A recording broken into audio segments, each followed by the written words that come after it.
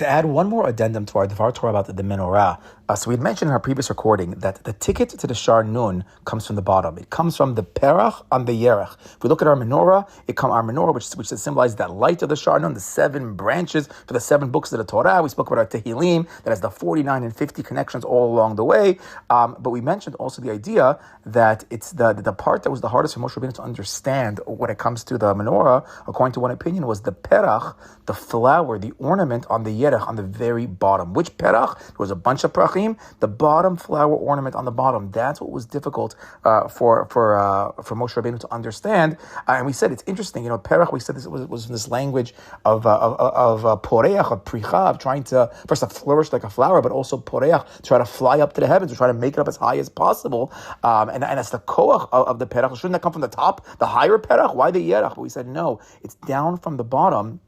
It's down from very down below, and we related the concept of the Yerech to Yaakov Abinu being the Ekev, being the one who's down below, and we related to Esav's angel attacking Yaakov in the Yerech, and we mentioned from Rabbi Khan that the Yerech is also a symbol to the future kids, to the Zera of the future, the children that are come out about, that Yaakov Abinu was fighting for the Jewish people of the future that maybe wouldn't be the most holy, but ultimately, they may be a little bit Esav-like on the outside, but ultimately they're Jews nonetheless, and they're Jews who, when push comes to shove, are going to step it up, are going to do big things. He wanted them to get a bracha as well, and that's why Yaakov was fighting with Esav, and Esav's attacking his Yerach, attacking his Ekev, and then we related that also that if it's talking about the future generations, so Yaakov, Ekev, Akiva, that's the Baal Tshuva child of converts of the lowest background, he's the ability to reach the greatest of heights. So, Lanutati, I think maybe we can take the Dvar Torah even one step further, based on our other Dvar Torah that we had sent out from our Moshe Wolfson, who he says that who does the Shaar Nun, those 300,000 letters that were missing, according to that Dvar Torah, which tribe does it correspond to?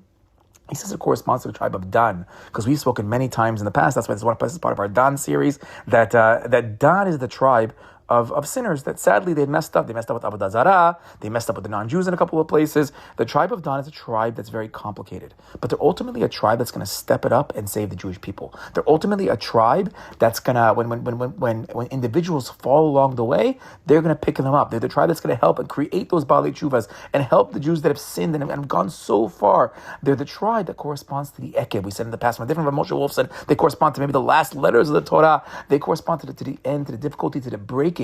They're the Ekev, they're the lowest. And I think it's actually beautiful because we think about that, with the Esav snake connection attacking Yaakov, Dan is like that corresponding, that anti-Esav. If Yaakov is praying for his Yerech, for his kids who aren't the most holy, he's probably corresponding to the kids who are the symbolic Dan. Because Dan himself, what's his spirit animal according to Yaakov? Yaakov blessed him to be like a Nachash. Moshe eventually is going to bless him to be like a baby lion.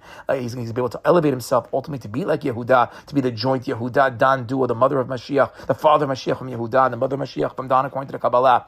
But Dan in the beginning is Yehid Dan Nachash Ale Derech Shefifon Ale Orach, which Yaakov says he blessed him. You're going to be like a snake on the road, a serpent, a viper on the path. You're down below. The snake we know is down. Is the lowest of the low. It's on the ground. Hashem got rid of its legs. There's no, the Ekev Yaakov, the feet. It's all down below. But ultimately, what's he going to do? Hanoshech ikvesus vayipol rochvo achor. But from down below, he's going to know when to make that bite, when to jump up. Look at the language of the Ekev ikvesus, the language of achor, the backside, seeing the backside. Rabbi Akiva seeing the achor, the echad versus acher going up to the pardes. Think about all those hints, all those ramazim going on over here.